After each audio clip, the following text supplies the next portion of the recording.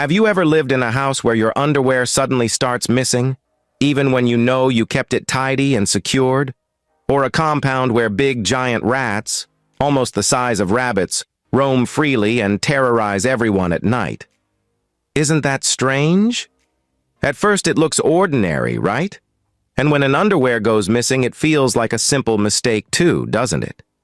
Maybe the wind, maybe misplacement, maybe clothes got mixed up during washing. But what happens when it keeps happening? And what if every woman whose underwear goes missing begins to experience something terrifying afterward? Uncontrollable bleeding, sudden sickness, loss of bladder control, strange, disturbing dreams, and in some cases, sudden death. Does this sound like a familiar story? What made it even scarier was this. Every victim knew she kept her underwear properly, inside her closet, neatly folded, safely secured. Yet, it kept disappearing. What no one knew was, someone in that compound, someone calm, quiet, and innocent by day, was not human at night. He turned into a rat, crept into women's rooms, stole their underwear, and used them for evil purposes that will leave you shocked in this story. And when the truth finally came to light, the women in the compound and the entire neighborhood couldn't stop screaming at what they discovered that day.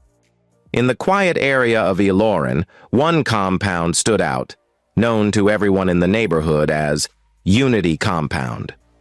The compound sat quietly on one of the well-known streets in the town. And just like its name, Unity truly thrived there.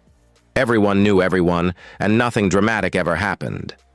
Or so they thought. One thing, however, stood out. Most of the tenants were women. 8 flats, one long corridor, shared spaces, and a common washing line stretched across the compound like a tired rope. Every morning, the women stepped out with plastic buckets balanced on their hips, greeting each other lazily. "Good morning, oh!"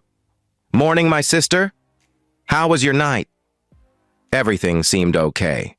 Children ran barefoot, radios played softly, life moved normally. This was the kind of compound where doors were left open during the day and neighbors borrowed salt without fear. A place where laughter echoed in the evenings and quarrels rarely lasted beyond sunset. In the compound lived a young woman named Shade, calm, gentle, and peace-loving. She had lived there for some time and enjoyed the quiet life the compound offered. Until one Tuesday morning. That was the day Shade noticed something was wrong. She stood in front of the washing line, hands on her waist, staring hard. No, this is not funny." She bent down, checked again, lifted other clothes. Her wrapper was there, her blouse was there, her towel was there. But her underwear, the red one she washed the night before, was gone. She scratched her head. "Could the breeze have carried it?" she muttered. She laughed at herself, shrugged, and went inside. Still, the thought followed her into the room. Underwear does not just disappear, not like that. That same evening, Mama Ofure from the next flat complained. Where is my undies?" she said loudly, stepping into the corridor with her basket. "I swear I hung it here." Shade looked up. "Maybe the wind blew it away?" Mama Ofure frowned. "Wind? Inside this compound?" And just like that, they laughed it off. 2 days later, another woman, Zainab, complained too. "Please, oh," she said nervously, lowering her voice. "Has anybody seen a small black underwear? I kept it inside my wardrobe." Shade blinked. "Inside?" "Yes, inside. I even locked my door." The laughter stopped that day. The corridor went quiet in a strange way. Women exchanged looks without speaking, because wind does not open wardrobes. By the end of the week, 4 women had missing underwear. Not wrappers, not bras, not towels, only underwear. The compound began to buzz. "This thing is getting strange. Who steals underwear? Is someone joking?" Some women checked their children's bags. Some suspected house helps. Others quietly wondered if someone had entered their rooms at night. One evening, as women gathered near the tap, voices dropped into whispers. "What if it's ritual?" someone said. Another hissed, "Please stop. Don't say rubbish. You're scaring us." But fear had already slipped in quietly, like smoke under a door. At night, women started checking their wardrobes twice. Some slept with lights on, some locked doors tighter, some even began sleeping with chairs pressed against their doors. Others prayed before sleeping, whispering psalms and verses under their breath. Still, underwear kept disappearing. And each disappearance started carrying something heavier than fear. Death. The first woman to die was Nene. It started gently. She woke up one morning feeling dizzy, her body unusually weak. She tried to stand, but her legs shook. "Why am I feeling this way? Or is it stress?" she told herself. She went to the bathroom, then she screamed. Blood was already coming out between her legs. Too much blood, not her period, not normal. She rushed out, wrapper clutched between her legs, knocking on doors. "Mama Ofure, please help me!" People gathered. Within minutes, they rushed her to the hospital. Doctors checked, tested, checked again. Nothing. No infection. No injury. No explanation. They sent her home. At first, people thought maybe it was fibroid. Some said it was hormonal imbalance. Others whispered that maybe she angered something or someone bad unknowingly. 2 days later, it worsened. Nene started wetting herself. She stood up from her chair and suddenly felt warmth run down her legs. She froze. "No, no, no." She rushed to the bathroom, crying. After that day, she couldn't control her bladder. Doctors were confused. Traditional healers tried herbs.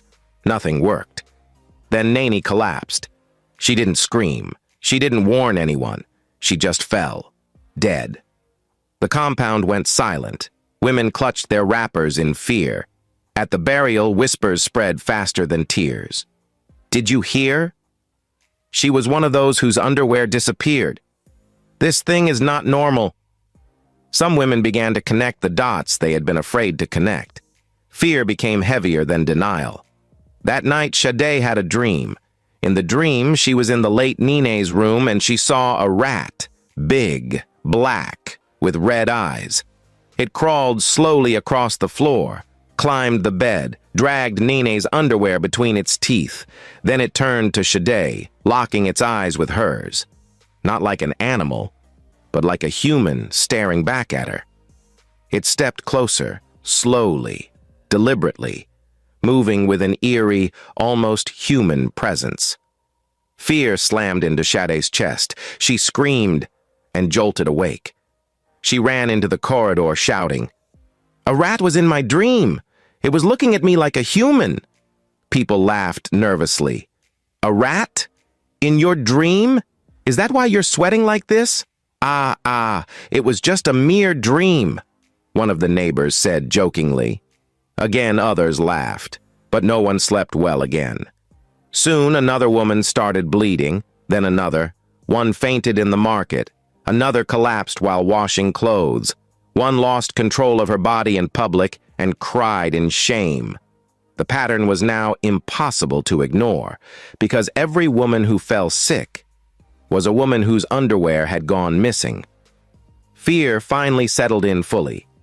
Women stopped drying clothes outside. They tied underwear inside nylon. They hid them under mattresses. Still, they vanished. At night, strange scratching sounds echoed. Skirt, skirt. People blamed rats. They called it ordinary. But deep down, everyone knew. Rats don't steal only underwear. Rats don't cause sickness. Rats don't kill. Something else was living among them. Something quiet. Something watching. Something that smiled at them during the day and crawled at night. And it was only just beginning. Inside Unity Compound, one young man was among the tenants who lived there too. His name was Bayo. If you asked anyone in that compound who the calmest, most harmless person was, they would point straight to him. Bayo was the kind of man every mother trusted, every landlord loved, and every female neighbor felt safe around. He spoke softly, smiled politely, and never raised his voice, not even once. He wasn't married, but he behaved more responsible than many married men around. Always neatly dressed, always greeting politely. "Good morning, Ma," he'd say with a bow when passing. "Good evening, sir." "Good night, everyone." His voice was always soft. He helped carry water buckets for the women, repaired faulty sockets, and sometimes even helped sweep the compound when it rained. Women often praised him openly. Bro Bayo, God will bless you," one woman would say as he lifted her bucket. Another would add, "If all men were like this, marriage would be sweet." Bayo would only smile shyly and wave it off. "It's nothing, Ma. We're family here." When Nene died, Bayo was one of the first people to visit her family. He stood near the coffin, sighing deeply like a man who had lost a sister. He even helped dig a little part of the grave and consoled Nene's mother softly. "Take heart, Mama. God knows best." Tears even gathered in his eyes as he spoke. Some women whispered, "This guy has a good heart." Others nodded in agreement. Everyone praised him. "That Bayo is a good guy," they said. "He's so gentle. See how he helps everyone even though he's not related to us." To everyone, Bayo was the definition of humility. But beneath that humility lived a darkness so deep, no one could imagine it. There were things no one noticed about him. Subtle, strange habits. The kind people would only realize later when the truth had already exploded. First, he never washed clothes outside. Not once had anyone seen him hang anything on the compound line. Even when others' clothes danced in the evening breeze, his corner of the rope was always empty. Whenever someone joked about it, Bayo would laugh lightly. "I don't have many clothes," he'd say, or, "I wash at night." Nobody questioned him further. Second, he avoided men. Most of his interactions were with women, fetching water for them, fixing their doors, helping them connect bulbs. But with fellow men, he kept quiet, distant. If men gathered to joke or argue, Bayo would excuse himself politely. "I have something to attend to," he'd say, slipping away like smoke. And third, the most suspicious, he disappeared at night. Almost every evening around 9 p.m., after greeting everyone and pretending to go to bed early, his room light would go off. But by midnight, his shadow wasn't inside anymore. No one knew where he went. No one heard footsteps. Only a faint scratching sound near the back wall, like something trying to find its way into the darkness. Most times, people assumed it was a rat, and it was normal. Every compound had rats after all. But this one was not ordinary. It was connected to a dark secret. At midnight, when the moon climbed quietly into the sky, the compound slept in peace. But somewhere inside Bayo's room, a strange whisper echoed, a sound like bones cracking, like skin tearing. Bayo lay on his bed, eyes wide open, breathing fast. Sweat poured down his face as his body began to react to something unseen. He whispered words under his breath, words that sounded like prayers, but were not. Then he began to change. It started with his hands. They twisted, shrunk, and became paws. Then his legs bent backward, curling like claws. His skin rippled and darkened until black fur covered him completely. In minutes, the polite, well-behaved Bayo was gone. What stood there now was a giant black rat. Its eyes gleamed red like burning coal. Its teeth were long and curved like knives. And when it breathed, its nostrils flared with the smell of decay and blood. The rat crawled through a small hole it had secretly created behind the cupboard. It moved swiftly through the cracks of the wall and into the compound corridor. The night was silent and perfect.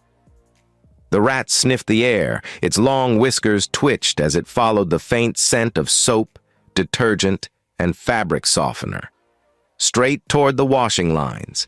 Every cloth on the line danced gently in the night breeze. But the rat ignored all, except one. It climbed swiftly up the wooden pole, its claws clicking against the metal line. It sniffed once, twice, and pulled down a piece of white underwear. It dropped it carefully into its mouth and jumped down soundlessly. Not a sound, not a struggle, not even a disturbed cloth. It moved with experience, like this was not its first time. Then it went into the next flat. There, another underwear waited, folded neatly inside a wardrobe. The rat crawled under the door crack, squeezed its way through, and dragged it out. Not once did it disturb other clothes. Not once did it make noise. Not once did anyone wake up. By dawn, it was gone. The rat returned to Bayo's room, entered through the same hole, and stood in front of the mirror. Its body began twisting again, bones stretching, fur melting back into skin, claws turning into fingers. And in seconds, there stood Bayo again, naked, sweating, breathing heavily. He looked at the pile of underwear in a small bag on his floor and smiled. "Tonight was good," he murmured. His smile was not gentle now. It was sharp, satisfied, and dangerous. He opened a small wooden box under his bed and dropped the new ones in. Dozens of underwear already filled the box, stacked like currency bundles. He wiped his sweat, picked up his phone, and dialed a number. From the other end, a male voice answered, deep and cold. "Delivery?" "Yes," Bayo whispered. "Tonight's set is ready." "Perfect. Bring them before sunrise. The boys are waiting." He hung up, grabbed the bag, and disappeared into the dark streets. No one saw him leave. No one saw him return. By sunrise, he was back in bed, sleeping like an innocent man. And there was a blood money connection to why he did this. The men Bayo worked for were not ordinary. They were called the G-Boys. They were known among dark Yahoo boys as the ones who dealt with body-linked rituals, blood sacrifices using personal female items, underwears, sanitary pads, and hair strands. Their belief was simple. If you control a woman's private wear, you control her life source. That was why the underwears Bayo stole were so valuable. Each piece fetched between 50 to 200,000 naira, depending on the purity of the owner. Married women's underwear brought the highest price, virgins even higher. And Bayo knew all his victims well, where they lived, their routines, their washing patterns. He was a predator disguised as a gentleman. At dawn, he would sneak out to deliver the stolen items. The G-Boys operated from a quiet bungalow on the other side of town. Their front gate bore a signboard, digital media and consultation services. But inside, it was nothing close to media work. Inside, the air smelled of blood and something fetish. Animal skulls hung on the wall, and in one corner, a fire burned in a clay pot, lighting the room with a dull orange glow. Bayo would hand the bag over to one of the boys. They would count. They would nod. They would smile. Then one of them, the leader, would say, "Your account will alert in 20 minutes." And true to their word, Bayo's phone always buzzed every time before he reached home. 150,000 naira, 200,000 naira, 300,000 naira. Each delivery made him richer. He bought new shirts, a sleek phone, even changed his footwears weekly. When people asked, "Bayo, what business are you doing now?" he smiled faintly. "Online deals," he said, and everyone believed him. But with every underwear sold, another woman's life faded silently. One by one, strange afflictions spread. The women began bleeding heavily for weeks without end. Others urinated uncontrollably in public. A few lost their minds, screaming about rats chasing them in their dreams. And then, the deaths. But no one pointed fingers. Not at Bayo. Because Bayo, the gentle one, the helpful one, the soft-spoken one, was the last person anyone would suspect. And that was exactly what made him more dangerous. The devil, after all, never comes looking like a monster. He comes looking like the person you trust most. Bayo's evil continued, night after night, growing bolder, darker, and richer. But something was coming for him too, because just as he had been watching others, someone had started watching him. But just before then, another tragedy struck. The sudden death happened again. This time, it was early morning. The sun had barely risen when a loud thud echoed from flat 3. At first, people thought someone had dropped a heavy bucket. Then came the scream, "Jesus, somebody help!" Doors flew open. Women rushed out with wrappers half-tied, hair undone, fear already sitting in their eyes. Inside the room, Aisha, one of the tenants living in flat 3, lay flat on the floor. Her eyes were open, but she wasn't breathing. Blood had pooled beneath her wrapper, spreading slowly like water finding its way across sand. "Aisha! Aisha!" Mama Ofura shouted, shaking her. No response. Someone ran for water. Another shouted for a bike. Another dialed a number with trembling fingers. By the time they got her to the hospital, the doctor only shook his head. "She's gone." Just like that.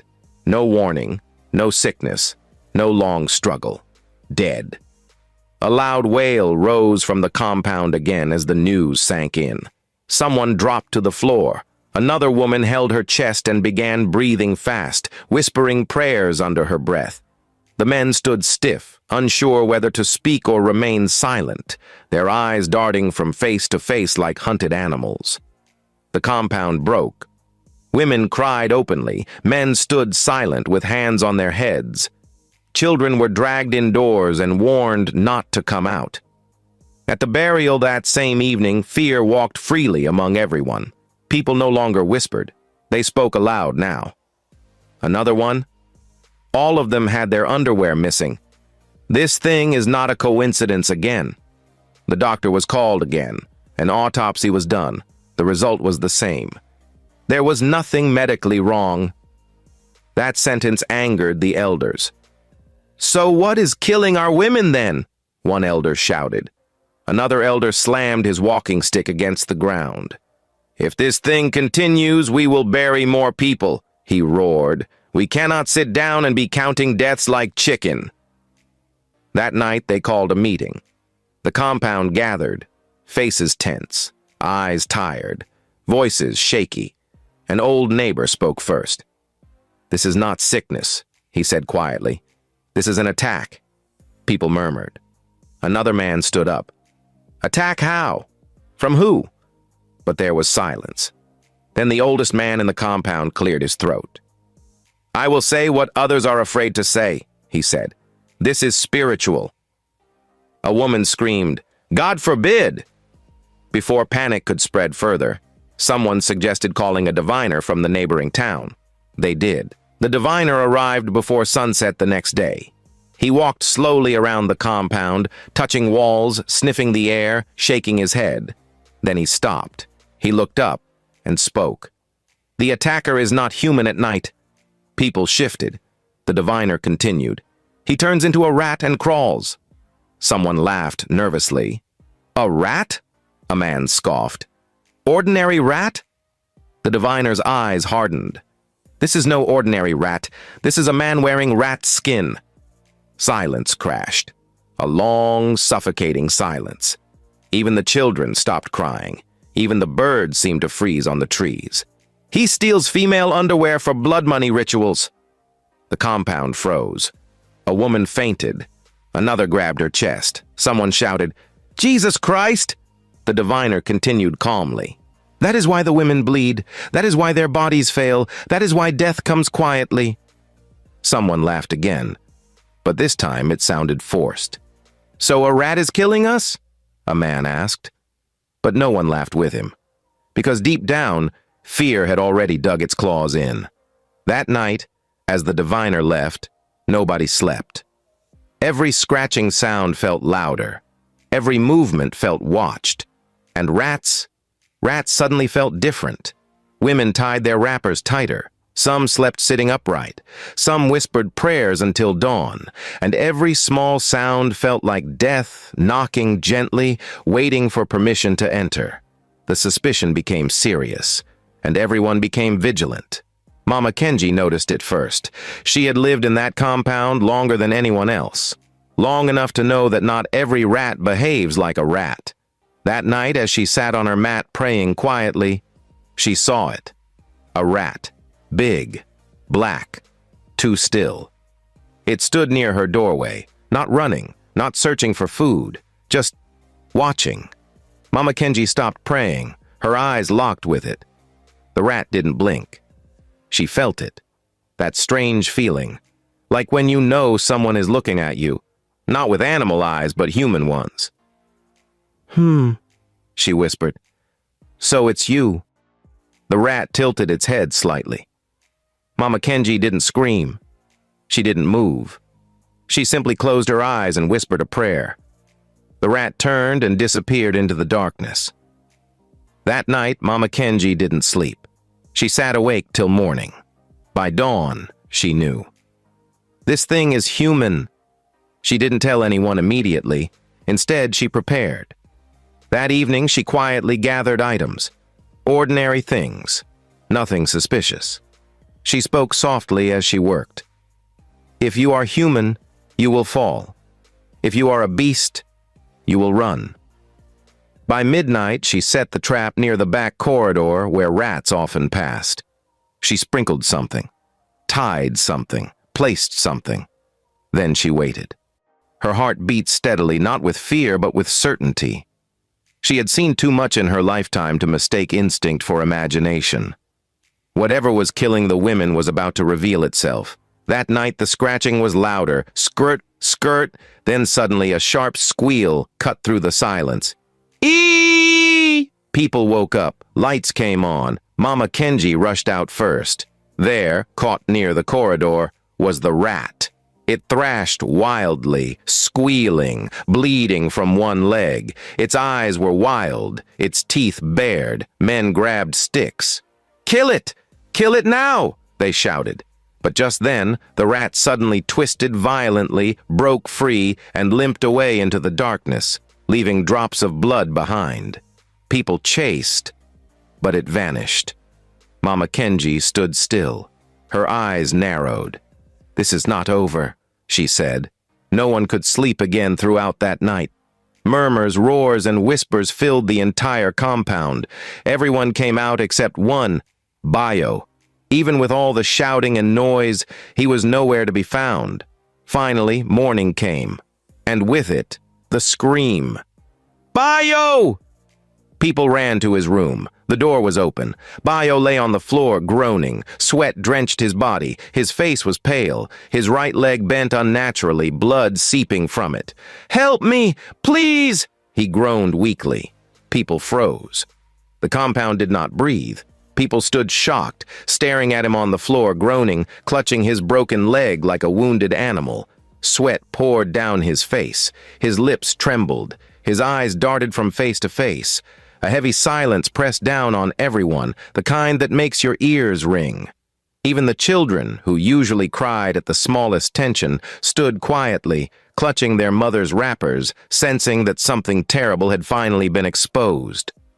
Mama Kenji stepped forward. She stood in front of him, her back straight, her eyes sharp like cutlass. Bayo, she said slowly, loudly enough for everyone to hear. Where were you last night? Bayo swallowed hard. I was in my room, he stammered. I was sleeping. His voice cracked halfway, betraying him. His hands shook so badly that he had to press them against the floor to steady himself. A murmur ran through the crowd. Mama Kenji pointed at his leg. The rat we caught last night, this was the same leg it injured, her voice laced with controlled anger. She tapped the exact spot. Bayo screamed, Ah! Don't touch me! People gasped. A woman shouted, It's the same place! Another screamed, Jesus Christ! Mama Ofure dropped her bucket. So it's true. So it was him. God have mercy. Fear mixed with rage on people's faces. Some women covered their mouths, others shook their heads repeatedly, as if refusing to believe what their eyes were confirming. Bayo tried to crawl backward. "No, no, no, no, please! You people are misunderstanding!" His back hit the wall. There was nowhere else to crawl to. His escape routes, lies, smiles, and false gentleness all collapsed at once. But the compound had already exploded. Men rushed forward. Someone grabbed his shirt. Another slapped him hard across the face. "Demon! Killer! You were the one killing our women!" Bayo screamed as blows rained on him. "Stop, stop, please!" Women joined in. Halima, whose body had never fully recovered, rushed forward and kicked him. "You stole my underwear! You ruined my life!" Another woman grabbed his hair. "See this rat! See this devil!" Tears streamed down faces, not just from anger, but from remembering nights of bleeding, shame, hospital visits, and unanswered prayers. Every slap carried years of pain. Mama Kenji raised her hand. "Stop!"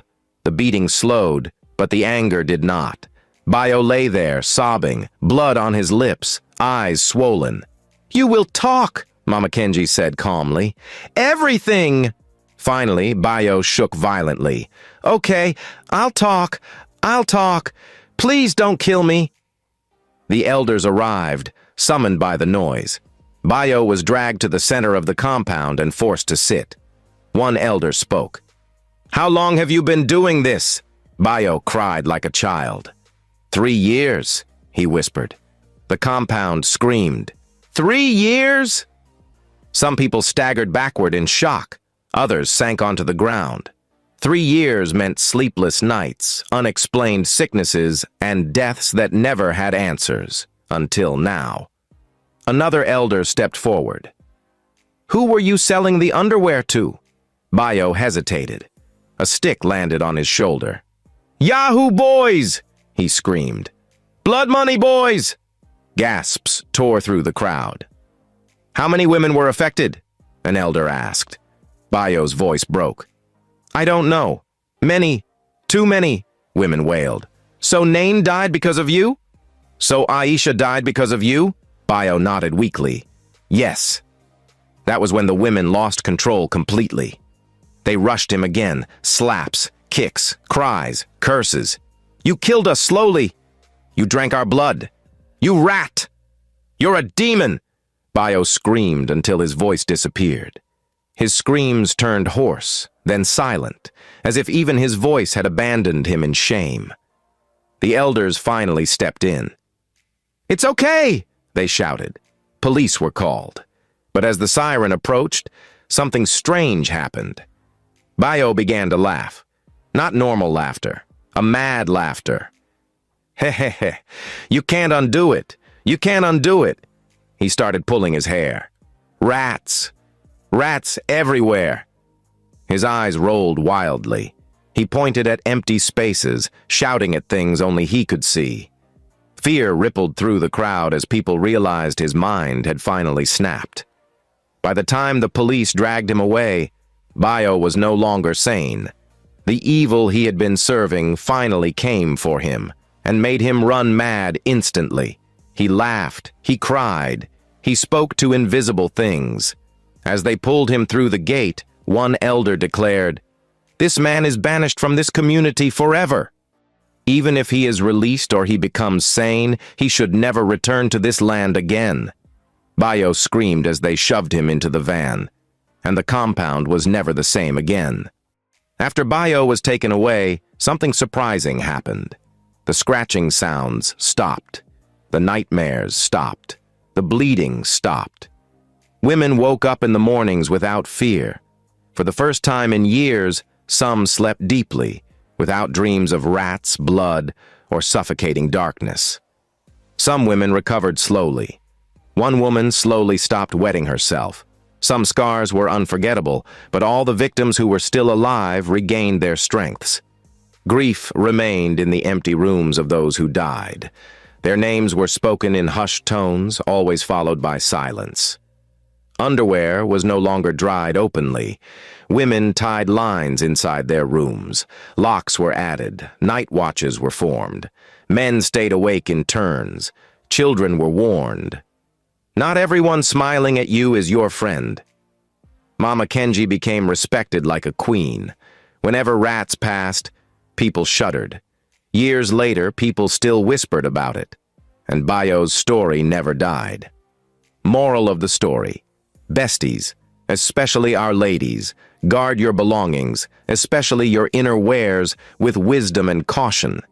Danger does not always knock loudly. Sometimes it greets you softly and pretends to help. Who would have suspected Bayo? The calm one, the polite one, the helpful one. Evil often wears a gentle face. Some danger comes disguised as innocence. Some wickedness hides in silence. And to our young men, hear this clearly. Money gotten through wicked means always demands blood. According to the law of nature, he who takes another person's blood, his own blood will answer. Spiritual crimes always produce physical consequences. Trust without discernment can be deadly. Be watchful. Be vigilant. Because the world we live in today is filled with hidden wickedness. Did you enjoy this story? Have you ever experienced strange disappearances of clothes or underwear in your house or the compound where you live? Do you believe some people truly live double lives? What do you think of people using personal items of others for rituals? What would you have done if you lived in that compound? Drop your thoughts in the comments and don't forget to like, share, and subscribe to African Tales by Imade for more real-life, mysterious, culture-rich stories with deep lessons like this. See you in the next one. And that brings us to the end of this beautiful story. This is African Tales by Imade. Please like, share, and subscribe if you know you've learned one or two things from this video. Thank you so much, guys.